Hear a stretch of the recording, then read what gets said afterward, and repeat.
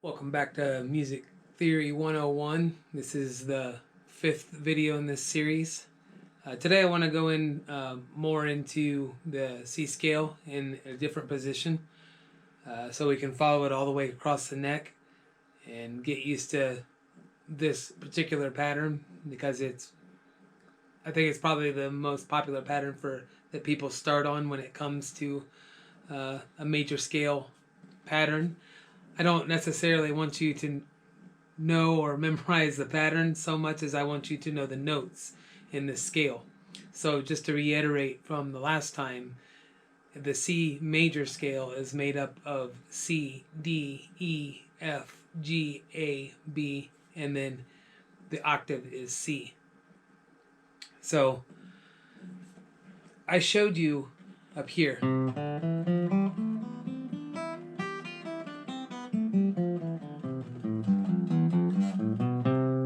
I just used all of the notes F, G, A, B.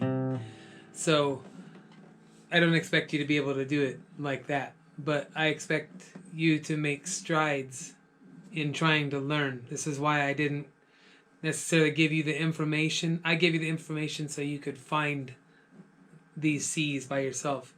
Because if you recall, I asked you to find like this C, this C, this C, this C. There's C's in a lot of different places. The more you do that, the more you put your mind towards finding these notes and getting familiar with the fretboard, the easier life is going to be in the future going forth, especially when you start exploring theory and things like that. Because you don't want in your mind to be always thinking about where is this, where is that, where is that. It's just going to add to the confusion. So right now what is under your control is to memorize a few things that you can't really get by not memorizing. You're going to memorize them if it takes you 20 years or whether it just takes you a while. It really doesn't take that long once you know how to find the notes and how even the scale is constructed.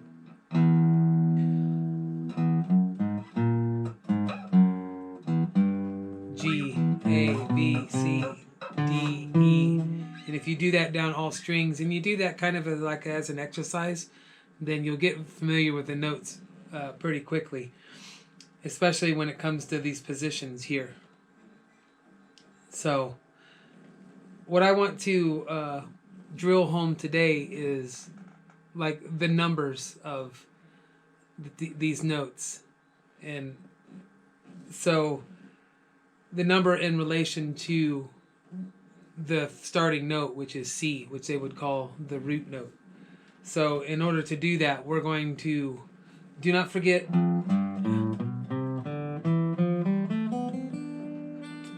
this up here.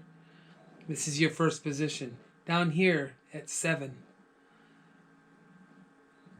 we're going to start, put the graphic up right here.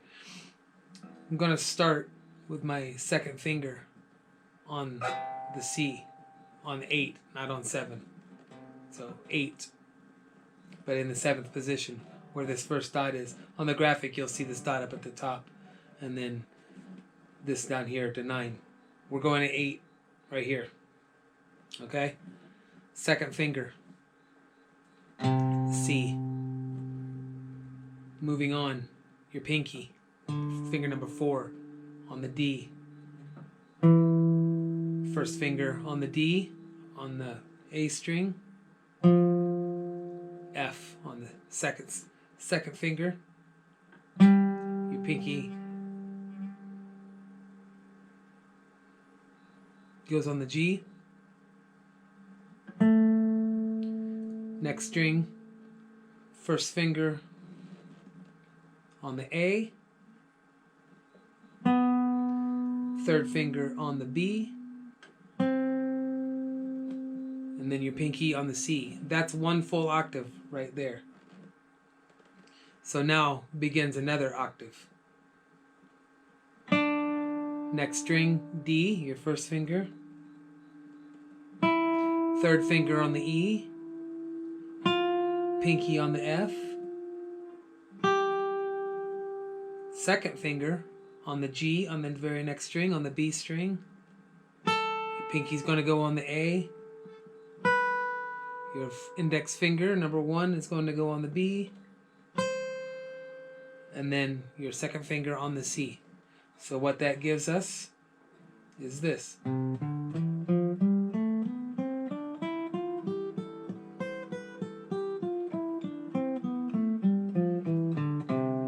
It gives you a good full range in the C that you can pull notes from, or so we can expand further as far as chords at another time. But this is your 1 tone, 2, 3, 4, 5, 6, 7, and your octave, which is 8, which is C. Now when you go on beyond that, when you're going across, you'll start to think of the 2 as 9 in your 10, 11, 12, 13, your G, and so on and so forth. You'll start to notice these things in names of chords. For the most part, chords, let us think of like in a piano, how the piano is laid out in a line, and you have, you know, the white keys and the black keys. In the key of C, as I spoke before, you would just be hitting the white keys. So imagine if you want to make a chord and you're starting at C, and you put one finger, you press the C key down. You're going to skip a key and put another finger down, skip a key and put another finger down. And that is how chords are constructed. You can take that same pattern and start from D, and if you skip every one, you're going to get a D minor, which is in the key of C. The next one, you're going to get E minor. And so let me demonstrate just for a second. And in the next lesson, I'll go even deeper into it.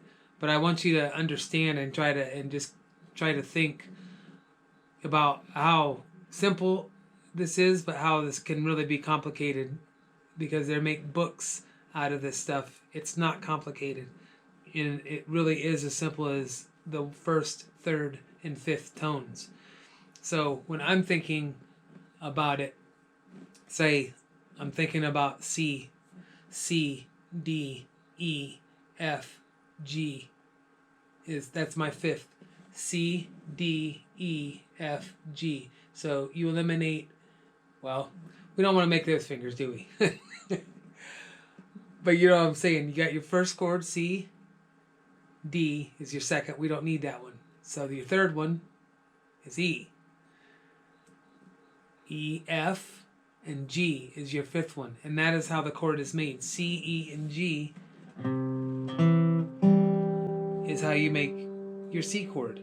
So if you look and study and get to know these notes, you will begin to see how you can make a C chord, not just here, but here.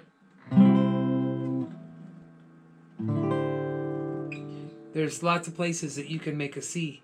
Down here.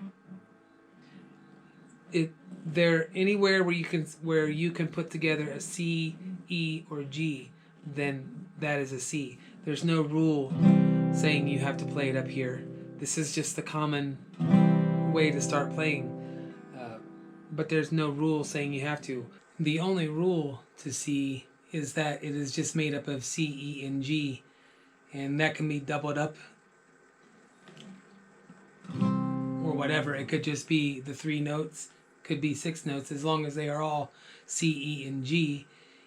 Even in any order, it is still C. So my challenge to you is, by that formula that I gave you from using the tones, find the other chords in the key. There's 7 other chords in the key. And so all you have to remember is that there is no sharps and flats in it. So you'll just be picking out of the notes of the natural. I'll give you the first one, which is D, and go down the line, or up the line if you will. with this. D is your number 1. Then you go from 3, D, E, F, G, A. There's your D, but in this case it's a D minor, is what they'll call it, and I will explain that later. I challenge you, before the next time we come around and we get more into chords, to, by this formula, come up with the other 7 chords, or, well, now it's 5 chords. Come up with the other 5 chords in this progression. And until next time, keep practicing.